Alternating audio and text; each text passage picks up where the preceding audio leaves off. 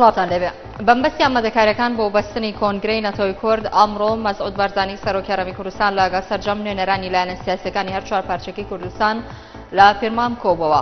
ئەمڕۆ کاتژمێر 11 پێشنیوڕۆ لە سەرۆکاتی هەرێم لە هاوینە هەواری پێرمان بۆ ئامادەکاریەکانی بەستنی کۆنگرەی نەتەوەی کورد مەسعود بارزانی لەگەڵ سەرجەم نوێنەری لایەنە سیاسیەکانی هەر چوار پارچەی کوردستان کۆبەوە.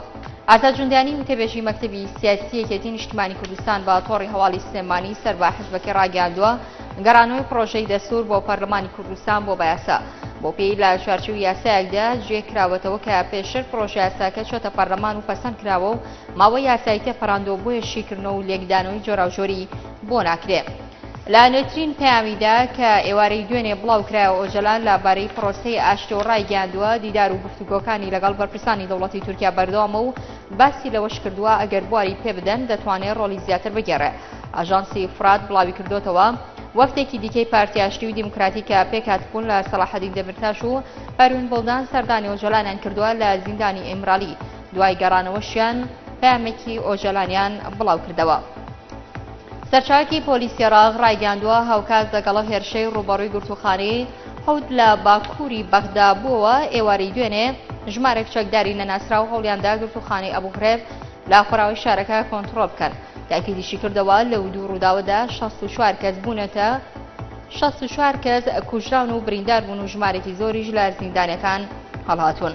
سەرچاوەکی پۆلیسی نینەوە ڕایگەیاند کەسێکی خۆکوژ خۆی لە نێو کاروانێکی سەربازی لە خۆراوی شاری مووسڵ تەقاندەوە لە ئەنجامدا 12 کەس کوژراون و 16 کەسی تریش بریندار بوون.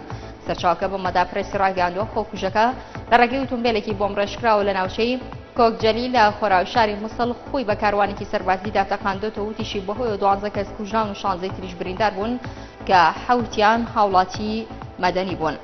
ئەدەمی لیژنەی ئاسایش و بەرگری لە پەرلەمانی عێراق تەکیدی کردەوە پرۆسەی سیاسی شکستی تەواوی خواردووە چونکە حکوومەت خاوەنی هیچ بەرنامێکی زانستی نییە بۆ دەستگاکانی ئاسایش و وەزارەتەکان.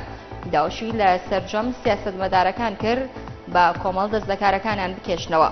لە لێدوانێکدا بۆ سۆمەرەنوویست حامد مۆتڵاق ڕایگەاندووە لە ساڵی 2023 زنجیرەی کوشتن و تەقینەوە بەردەوامە و هیچ ئاسۆیەکیش بۆ کۆتایەتن لە ئارادا نییە چونکە نەتوانراوە بەرنامەیەک دابدرێ و حکوومەتیش لەلایەن خۆیەوە جێبەجێ بکە. بەمبەستی تاوتوێکردنی پرسی دانانی باڵی سەربازیە حەزبوڵڵای لوبنان لە لیستی ڕەشدا ئەمڕۆ بەڕارە وەزیرانی دەرەوە یەکێتی ئەوڕۆپا لە برۆکسلی پایتەختی بەلژیکا کۆببنەوە.